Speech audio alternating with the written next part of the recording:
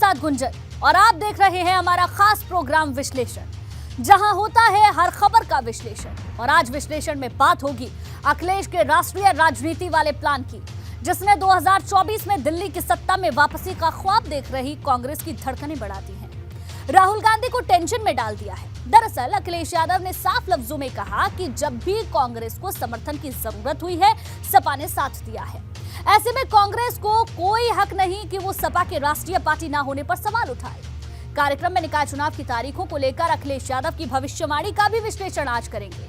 साथ ही आपको बताएंगे 2024 के लिए क्या है भाजपा और बसपा की तैयारी। तो कहीं मत जाइएगा, अगले आधे घंटे में होगा अब विश्लेषण।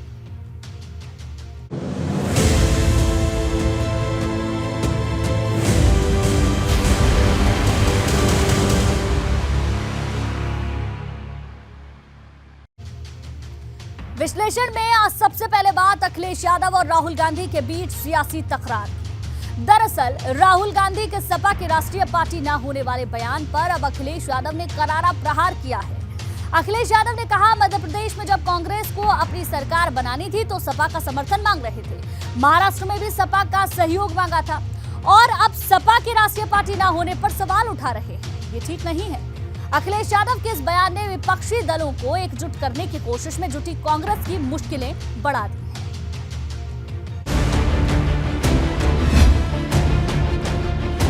समाजवादी पार्टी एक राष्ट्रीय पार्टी बनने के लिए लगातार काम कर रही है। अखिलेश यादव का राष्ट्रीय मिशन। समाजवादी पार्टी एक राष्ट्रीय पार्टी बनने के लिए लगातार काम कर रही है। राहुल गांधी की बढ़ी टेंशन। कांग्रेस को सपा का रेड कार्ड। नए साल का पहला दिन, सैफई की सियासी जमीन से निकला राष्ट्रीय राजनीति का सपा संदेश कांग्रेस की टेंशन बढ़ाने वाला है। साल 2022 के आखिरी दिन राहुल गांधी ने समाजवादी पार्टी पर राष्ट्रीय पार्टी न होने का तंज किया था और अब नए साल के पहले दिन अखिलेश यादव ने राष्ट्रीय राजनीति का जो पन्ना पलटा है उस पर साफ दर्ज है कि आने वाले वक्त में अखिलेश यादव का रुख यूपी की राजनीति में राहुल गांधी और कांग्रेस के लिए मुश्किलें पैदा करने वाला होगा। अखिलेश जी की भी जगह है और उनको ये ऑप्शन, मतलब बोलने का ऑप्शन मिलना चाहिए और उनका पर्सपेक्टिव है वो उनके लिए ठीक है। हमारा पर्सपेक्टिव है कि हमारी लड़ाई बीजेपी के साथ है, विचारधारा की लड़ाई है, पुरानी लड़ाई है और इसको हम जीतेंगे। समाजवादी पार्टी एक राष्ट्रीय पार्टी बनने के लिए लगातार काम कर रही है। नेताजी के समय पे कई प्रदेशों में विधायक रहे हैं और मुझे याद है मध्य प्रदेश में जब कमलनाथ जी को मुख्यमंत्री बनना था, सबसे पहले वो समाजवादी पार्टी के विधायक को ढूंढ रहे थे और मुझे याद है कि सबसे पहले समाजवादी पार्टी ने उनको समर्थन दिया था और उसी समर्थन की वजह से मध्य प्रदेश में कांग्रेस की सरकार बनी थी। कांग्रेस और सपा के बीच तनातनी ऐसे वक्त में बढ़ी है जब 2024 में होने वाले लोकसभा चुनाव के लिए विपक्ष के सभी दलों को साथ लाने की कवायद की जा रही है। बिहार के मुख्यमंत्री नीतीश कुमार, तेलंगाना के मुख्यमंत्री के चंद्रशेखर राव कोशिश कर रहे हैं। कांग्रेस खुद भी विपक्ष के दलों को भारत जोड़ो यात्रा में शामिल करने की कोशिश में है। दिलचस्प बात यह कि कांग्रेस और सपा के बीच तनातनी की वजह भी राहुल गांधी की भारत जोड़ो यात्रा है, क्योंकि इस यात्रा में शामिल होने के सवाल पर ही अखिलेश यादव ने कांग्रेस और भाजपा को एक बता दिया था, जिस पर राहुल गांधी ने सपा के पास राष्ट्रीय विचारधारा न होने का सवाल उठा दिया। अब सवाल है कि क्या कांग्रेस विपक्षी दलों को साथ लाने में कामयाब होगी? कांग्रेस नेता प्रमोद तिवारी का तर्क है, ये कोई बड़ा मुद्दा नहीं है कि विपक्षी एकता के बाद जब विपक्ष चुनाव लड़ेगा तो उसके बाद नेता स्वमेव उभरता है। मैंने आपको 77 का एग्जाम्पल दिया, 89 का एग्जाम्पल दिया, 2009 का, क्या उस समय मनमोहन सिंह के नेतृत्व में हमने 2009 में लड़ा था या 2002 में लड़ा था, 4 में लड़ा था, बाद में वो बने। तो इसको अभी खुला छोड़ देना चाहिए। जब बैठेंगे सब लोग बैठकर तभी तो तय होगा। दरअसल महागठबंधन की राह में सबसे बड़ा पेच प्रधानमंत्री के चेहरे को लेकर है। माना जा रहा है कि कांग्रेस को प्रधानमंत्री के चेहरे में राहुल गांधी से कम कुछ भी मंजूर नहीं। जबकि 2024 लोकसभा चुनाव से पहले सपा और बसपा सरीखे क्षेत्रीय दलों को कांग्रेस के साथ दिखने में गुरेज है। हालांकि साल 2022 के आखिरी दिन में नीतीश कुमार ने साफ कर दिया था कि उन्हें प्रधानमंत्री के चेहरे के रूप में राहुल गांधी की दावेदारी पर कोई एतराज नहीं। नहीं, इसमें हम लोग कोई दिक्कत नहीं, तो एक साथ बैठे पहले और एक साथ बैठ करके सब करें, क्या दिक्कत है उसमें। नीतीश कुमार का संदेश साफ है कि प्रधानमंत्री का चेहरा कोई भी हो, लेकिन विपक्ष के दलों को साथ आना चाहिए। लेकिन यूपी में ऐसी सूरत दिखाई नहीं देती, क्योंकि महागठबंधन की चर्चा के बीच शिवपाल यादव ने थर्ड फ्रंट का बाकायदा बिगुल फूंक दिया है। ये कहीं न कहीं कांग्रेस के लिए सीधा झटका है। देखिए, जो भी हमें जिम्मेदारी मिलेगी बखूबी से निभाएंगे और सबको जोड़ करके हमारा प्रयास होगा 2024 में भारतीय जनता पार्टी की सरकार को हटाए। हालांकि शिवपाल यादव ने राहुल गांधी की भारत जोड़ो यात्रा की तारीफ की और साफ शब्दों में ये भी कहा कि राहुल गांधी की यात्रा अच्छी चल रही है, लेकिन सवाल महागठबंधन का है और सपा और कांग्रेस के साथ आने का है, क्योंकि महागठबंधन के औपचारिक ऐलान से पहले अखिलेश यादव और राहुल गांधी में जुबानी जंग छिड़ चुकी है। तो इसी बीच थर्ड फ्रंट का शोर भी सुनाई देने लगा है। Bureau report, ABP Ganga. निकाय चुनाव में ओबीसी आरक्षण को लेकर सोमवार का दिन बहुत बड़ा होने वाला है, क्योंकि सोमवार को सुप्रीम कोर्ट में हाई कोर्ट के फैसले को चुनौती देने वाली राज्य सरकार की याचिका पर सुनवाई होगी। इससे पहले उत्तर प्रदेश में ओबीसी आरक्षण पर सियासत का पारा हाई है। समाजवादी पार्टी भाजपा पर तीखे वार कर रही है। वहीं भाजपा लगातार कह रही है कि बिना ओबीसी आरक्षण के निकाय चुनाव नहीं होंगे। इस बीच अखिलेश यादव ने बड़ी भविष्यवाणी की है। अखिलेश यादव ने कहा, भले ही दावा किया जा रहा है कि 6 महीने में ओबीसी आयोग की रिपोर्ट आ जाएगी, लेकिन इसमें 2 साल से कम का वक्त नहीं लगेगा।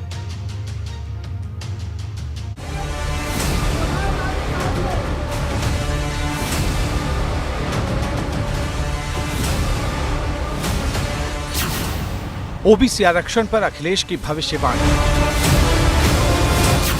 6 महीने में निकाय चुनाव के दावों पर सियासी दंगल।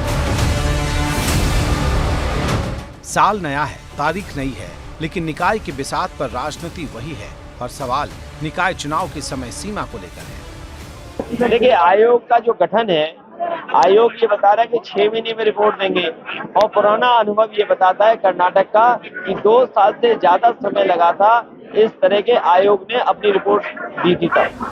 माना जा रहा है कि ओबीसी आरक्षण के लिए गठित आयोग को रिपोर्ट सौंपने और आरक्षण को निर्धारित करने में 6 महीने तक का समय लग सकता है। ओबीसी आयोग के अध्यक्ष राम अवतार सिंह भी 6 महीने के वक्त की बात कह चुके हैं। ऐसे में ओबीसी आरक्षण की स्थिति तय होने तक हाईकोर्ट के फैसले पर रोक लगाने के लिए राज्य सरकार सुप्रीम कोर्ट के दर पर है। राज्य निर्वाचन आयोग ने सुप्रीम कोर्ट का दरवाजा खटखटाया है। 2 जनवरी यानी सोमवार को दोनों याचिकाओं पर सुनवाई मुमकिन है, लेकिन ओबीसी आरक्षण के नाम पर छिड़ा संग्राम हर बदलते दिन के साथ नया अध्याय लिख रहा है। सरकार की नीयत कभी साफ नहीं रही है। चुनाव को उलझा दिया, क्योंकि सरकार चुनाव को फेस नहीं करना चाहती है। चुनाव में वो जानती है कि जनता उनसे नाराज है। गरीबी, बेरोजगारी, महंगाई और इलाज के सवालों पर, इसलिए चुनाव से भागना चाहती है सरकार। और जहां जहां शहरों में स्मार्ट सिटी बना रही थी, वो कूड़े के ढेर पड़े हुए स्मार्ट सिटियों में। स्मार्ट सिटी में खुली नालियां चल रही, गंदगी पड़ी हुई है। जिस तरीके से कूड़ा गंदगी शहरों में है, उसकी वजह से भारतीय जनता पार्टी जनता को फेस नहीं कर सकती। नगर निकायों में ओबीसी आरक्षण पर हाईकोर्ट के फैसले के बाद से समाजवादी पार्टी लगातार सरकार की मंशा पर सवाल उठा रही है। अखिलेश यादव आक्रामक तरीके से सरकार को घेर रहे हैं, वहीं शिवपाल यादव आरक्षण बचाओ का नारा दे रहे हैं। भी समाजवादी थे, आरक्षण के लिए लड़ाई लड़ने पड़ी थी, और अब बचाने के लिए, आरक्षण बचाने के लिए हम सभी समाजवादियों को लड़ाई लड़ना पड़ेगी। और फिर संघर्ष है, अब संघर्ष करना होगा, सड़कों पर संघर्ष चलेगा। मतलब ये कि मुख्य विपक्षी पार्टी समाजवादी पार्टी को यकीन हो चला है कि ओबीसी आरक्षण का मुद्दा आने वाले निकाय चुनाव और 2024 में होने वाले लोकसभा चुनाव में सियासी माइलेज दिला सकता है। लिहाजा समाजवादी पार्टी की हर मुमकिन कोशिश ये संदेश देने की है कि भाजपा सरकार आरक्षण विरोधी है, तो दूसरी तरफ ओबीसी आरक्षण के मोर्चे पर भाजपा भी पूरी मजबूती से कह रही है कि वो ओबीसी आरक्षण के पक्ष में है। और बिना ओबीसी आरक्षण के निकाय चुनाव नहीं होंगे। भाजपा ने ओबीसी वर्ग से आने वाले मंत्रियों को भी मोर्चे पर लगा दिया है। पार्टी का यही लोग कोर्ट गए। आप अगर पूरा उन वकीलों का डाटा निकलवाओगे, उनका सबका सब समाजवादी पार्टी के लोग हैं, याचिकाकर्ता समाजवादी पार्टी के लोग हैं। ये चुनाव फेस ही नहीं करना चाहते, ये केवल नैरेटिव सेट करना चाहते हैं। और जहाँ तक आरक्षण का विषय, समाजवादी पार्टी का आरक्षण का जो पक्ष है वो उनकी बिरादरी और उनका परिवार है, इससे ज़्यादा वो नहीं निकल पाए। उन्होंने सामाजिक न्याय समिति का भी विरोध किया है, रिपोर्ट लागू नहीं होने दी, उसके भी विरोधी रहे हैं वो। लेकिन वो एक नैरेटिव सेट करके लोगों को गुमराह कर रहे हैं, जनता सब जानती है। प्रदेश में कोई मतलब नहीं, वो हाशिए पर है, पूरी तरह से डिरेल्ड है। उनके पास नीति एजेंडा नहीं है। गुंडई अराजकता से समाजवादी पार्टी की प्रदेशी जनता उब चुकी है। भारतीय जनता पार्टी यदि हितैषी है, सबसे ज्यादा दलितों की, पिछड़ों की हितैषी है और संविधान के सम्मत काम किया है। अखिलेश जी तो अपने परिवार का ज्यादा संरक्षण देने का काम करते हैं। इस नाते से उनके बारे में मैं तो यही कहूँगा, उन पर कोई राजनीतिक विषय नहीं है। दरअसल उत्तर प्रदेश में ओबीसी वर्ग की आबादी करीब 55% की है और माना जाता है कि ओबीसी वर्ग के बीच भाजपा की पैठ काफी मजबूत है। ऐसे में भाजपा नहीं चाहती कि किसी भी सूरत में ओबीसी वर्ग के बीच पार्टी के जनाधार पर संभावित निकाय चुनाव में ओबीसी आरक्षण के मुद्दे का असर हो, जबकि सपा ने भाजपा के इस वोट बैंक में सेंधमारी के लिए सियासी बिसात बिछा दी है। Bureau report, ABP news. नगर निकाय में ओबीसी आरक्षण को लेकर सत्ता पक्ष और विपक्ष में ठनी हुई है, तो वहीं मायावती ने अति पिछड़ा दाव चल दिया है। मायावती ने लिखित बयान जारी कर सपा और भाजपा पर निशाना साधा है। मायावती ने सपा और भाजपा की सरकार में ओबीसी वर्ग में आने वाली 17 जातियों को एससी में शामिल करने के फैसले पर हल्ला बोला है। मायावती ने कहा, दोनों पार्टियों ने राज्य में अपनी सरकार होने पर इन जातियों के साथ खिलवाड़ किया। नतीजा, इन 17 जातियों को आज ना ओबीसी वर्ग का आरक्षण मिल रहा और ना ही एससी वर्ग का।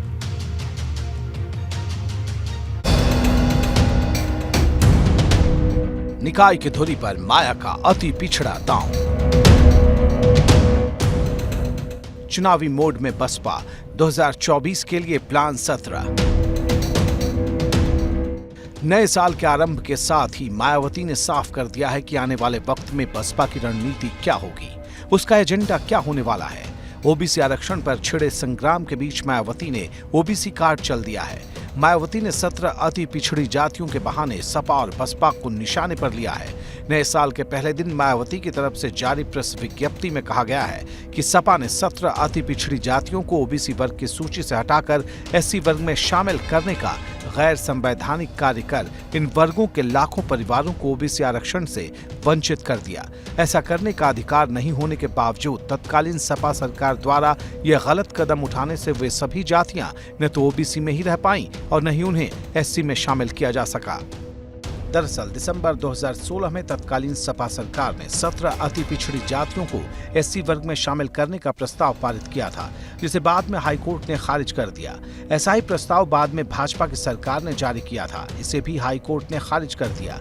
अब हाईकोर्ट के इस फैसले को आधार बनाकर मायावती अपनी सियासत को विस्तार दे रही हैं और बसपा को आरक्षण की पक्षधर बता रही हैं। मायावती ने आगे लिखा, आरक्षण को लागू करने को लेकर संविधान बनने से लेकर आज तक चुनौती बनी हुई है। कांग्रेस, भाजपा और सपा सहित कोई भी विरोधी पार्टी आरक्षण के साथ इस संवैधानिक उत्तरदायित्व के प्रति ईमानदार नहीं है। यही आज तक का कड़वा इतिहास है। मायावती ने दबे, कुचले, पिछड़े और शोषित समाज के लोगों को बसपा से जोड़ने के लिए एक बार फिर से आरक्षण का मुद्दा उठाया है।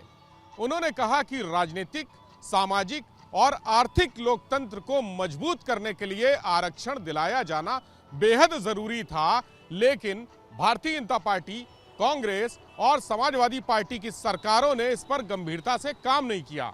खासकर ओबीसी आरक्षण को लेकर इन पार्टियों का रवैया बेहद क्रूर रहा है। मायावती ने कहा कि अगर सरकार नीति और नियत से काम करे तो इस वर्ग को भी सम्मान मिल सकता है और इनके अच्छे दिन आ सकते हैं। नए साल के मौके पर जिन 17 जातियों का मुद्दा मायावती ने उछाला है, उनमें से कई जातियां पूर्वांचल के जिलों में निर्णायक भूमिका में हैं। कहार, कश्यप, केवट, निषाद, बिंद, भर, प्रजापति, राजभर, बाथम, गौर, तुरा, मांझी, मल्लाह, कुम्हार, धीमाल और मछुआ। दिलचस्प बात यह है कि ये वही जातियां हैं जिन्हें आधार बनाकर निषाद पार्टी और ओम प्रकाश राजभर की सुहेलदेव भारतीय समाज पार्टी राजनीति करती आई है और मौजूदा वक्त में इन दोनों ही दलों के विधायकों की संख्या बसपा से कहीं ज्यादा है। मौजूदा वक्त में निषाद पार्टी और सुभाषपा के विधानसभा में 6 विधायक हैं। जाहिर है मायावती की निगाहें कहाँ हैं, ये सब समझ सकते हैं। माना जा रहा है कि ओबीसी आरक्षण के बहाने मायावती की कोशिश दलित, मुस्लिम और ओबीसी वर्ग को एक साथ एक मंच पर लाने की है। मायावती की इसी कोशिश ने सपा और भाजपा का तनाव बढ़ा रखा है। ऐसे में सपा मायावती को लेकर अपने पुराने आरोपों को नए सिरे से पढ़ रही है। अच्छा, पूरा प्रदेश जानता है उनके बारे में, पूरा प्रदेश जानता है वो किससे मिली हैं, किसके लिए काम कर रही हैं, और सब लोग, पूरे लोग समझ चुके हैं। अब उनकी बातों में कोई आने वाला नहीं। पार्टी लोकसभा में सभी सीटों पर चुनाव जीतेगी और स्थानीय निकाय चुनाव जब भी घोषित होंगे, हम पूरी तरह से भारतीय जनता पार्टी कमल चुनाव चिन्ह पर चुनाव जीतेगी और हम सब कार्यकर्ता जुट करके पार्टी को जिताएंगे। विधानसभा चुनाव के बाद से ही बसपा ने सोशल इंजीनियरिंग के फॉर्मूले पर दोबारा काम शुरू कर दिया है, जिसके तहत पहले मुस्लिम समाज को साधने के लिए इमरान मसूद को महत्वपूर्ण भूमिका दी गई। फिर ओबीसी वर्ग से आने वाले विश्वनाथ पाल को प्रदेश अध्यक्ष की कमान सौंपी गई। संदेश साफ है कि मायावती की कोशिश ऐसा फॉर्मूला तैयार करने की है जो आने वाले वक्त में बसपा को सत्ता के रास्ते पर ले जा सके। Bureau report, ABP Ganga. निकाय चुनाव को लेकर छिड़े संग्राम के बीच भाजपा ने आने वाले चुनावों पर नजर जमा दी है। सोमवार को भाजपा के राष्ट्रीय संगठन महामंत्री बीएल संतोष और प्रदेश प्रभारी राधा मोहन सिंह लखनऊ पहुंचे, जो कि 2 दिनों तक अलग अलग बैठक कर निकाय चुनाव और 2024 में होने वाले लोकसभा चुनावों पर मंथन करेंगे।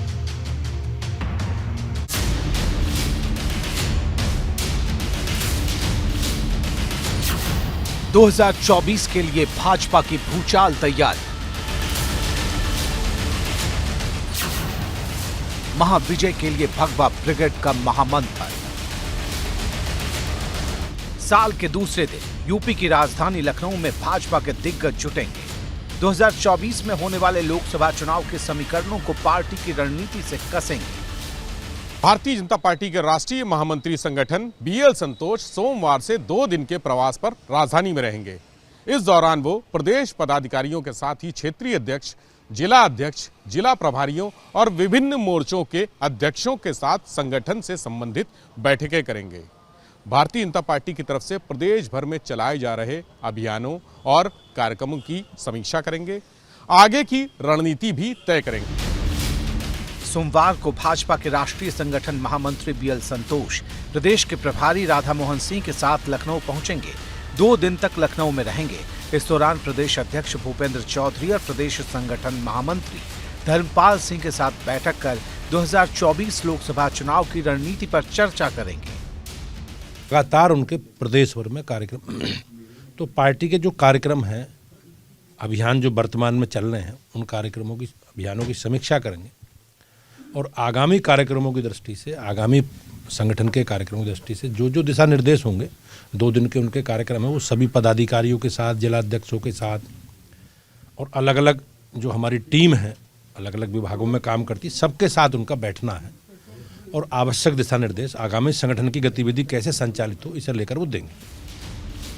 भाजपा ने 2024 के लोकसभा चुनाव में यूपी की सभी सीटों पर जीत का लक्ष्य रखा है, लेकिन मैनपुरी संसदीय उपचुनाव और खतौली विधानसभा उपचुनाव में भाजपा की हार ने भगवा ब्रिगेड की टेंशन बढ़ा रखी है। नगर निकायों के चुनाव हैं, साल के समाप्ति के तुरंत बाद लोकसभा का चुनाव है, तो हमारी पार्टी पूरी तैयारी के साथ हम लोग चुनाव के बीच में जाएंगे और मुझे विश्वास है कि हम पिछले वर्षों की तुलना समय में भारतीय जनता पार्टी अच्छा करेगी, राजनीतिक दृष्टि से अच्छे परिणाम हमारे आएंगे। पार्टी के सामने मुश्किल सिर्फ इतनी भर नहीं है कि निकाय चुनाव में ओबीसी आरक्षण पर फंसे पेच ने भाजपा को बैकफुट पर ला खड़ा किया है। माना जा रहा है कि बीएल संतोष के 2 दिवसीय दौरे पर इन सभी मुद्दों पर चर्चा होगी। साथ ही भूपेंद्र चौधरी की नई टीम की सूरत पर भी कोई बड़ा फैसला हो सकता है। खासकर पश्चिमी उत्तर प्रदेश में क्षेत्रीय अध्यक्ष के पद पर बदलाव हो सकता है। सूत्रों के मुताबिक पश्चिमी यूपी में भाजपा गुर्जर समाज के नेता को क्षेत्रीय अध्यक्ष बना सकती है। Bureau report, ABP Ganga. और अब बात राहुल गांधी की भारत जोड़ो यात्रा की। राहुल गांधी की भारत जोड़ो यात्रा एक दिन बाद मंगलवार को यूपी में एंट्री करेगी, जिसके लिए कांग्रेस कड़ी मशक्कत कर रही है। प्रदेश संगठन तैयारियों में जुटा है तो सियासत का पारा भी हाई है।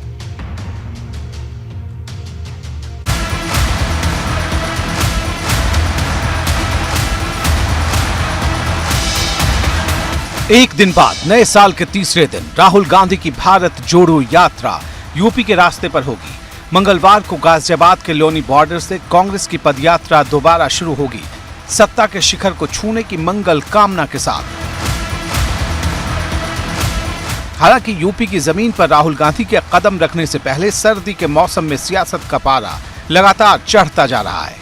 कांग्रेस यात्रा के जरिए भारत जोड़ने और 2024 में कांग्रेस की जीत का झंडा बुलंद होने का दावा कर रही है, तो भाजपा साफ कह रही है कि यात्रा से कुछ हासिल होने वाला नहीं है।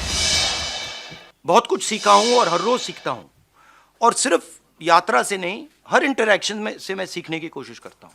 तो एवोल्यूशन तो होता रहता है, मगर जो फाउंडिंग प्रिंसिपल्स हैं कि वो उसमें इतनी चेंज नहीं है, वो मैं ये कह सकता हूँ वो और भी स्ट्रांग हो गए हैं, वो कह सकता हूँ। कांग्रेस के नेता यात्रा को लेकर बड़े उत्साहित हो रहे हैं, लेकिन यात्रा से, उनकी भारत जोड़ो यात्रा से कुछ निकलने वाला नहीं है। सिर्फ टी शर्ट पे चर्चा रह गई बस, उसके अलावा तो कुछ निकला नहीं। राहुल गांधी की भारत जोड़ो यात्रा यूपी में महज 3 दिन तक रहेगी। 3 जनवरी को यात्रा गाजियाबाद से शुरू होगी, जो 5 जनवरी को शामली के कैराना पहुंचेगी। यहां से कांग्रेस की भारत जोड़ो यात्रा की एंट्री हरियाणा में होगी और फिर आगे कश्मीर की तरफ ये बढ़ जाएगी। राहुल गांधी की भारत जोड़ो यात्रा को सफल बनाने के लिए कांग्रेस का प्रदेश संगठन पूरी मशक्कत में जुटा है। लेकिन सवाल है कि कांग्रेस ने भारत जोड़ो यात्रा के रूट में यूपी को कम समय क्यों दिया, जबकि यूपी में कांग्रेस अपने वजूद के लिए जद्दोजहद कर रही है। और दूसरा, आमतौर पर माना जाता है कि दिल्ली का रास्ता लखनऊ से होकर गुजरता है।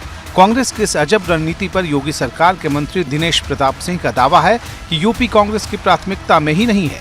आने वाले लोकसभा चुनाव में कांग्रेस का गढ़ कही जाने वाली रायबरेली सीट पर भी भाजपा का कमल खिलाने का दिनेश प्रताप सिंह दावा कर रहे हैं कि सोनिया गांधी 4 दलों की प्रत्याशी के रूप में चुनाव लड़ी थी, सपा, बसपा, कांग्रेस और अपना दल कृष्णा पटेल, और 4 लोगों के वोटों में से किसी एक दल के वोट निकाल दिया जाए तो भारतीय जनता पार्टी का प्रत्याशी रायबरेली से जीता है। तो मैं कहना चाहता हूं, जब पिछली बार ही सोनिया गांधी हार के गई हैं यहाँ से, तो आने वाले 2024 में रायबरेली से जो भी चुनाव लड़ेगा यहाँ कमल खिलेगा। फिलहाल कांग्रेस की कोशिश भारत जोड़ो यात्रा के जरिए भाजपा के खिलाफ मजबूत विकल्प का संदेश देने की है। Bureau report, ABP Ganga.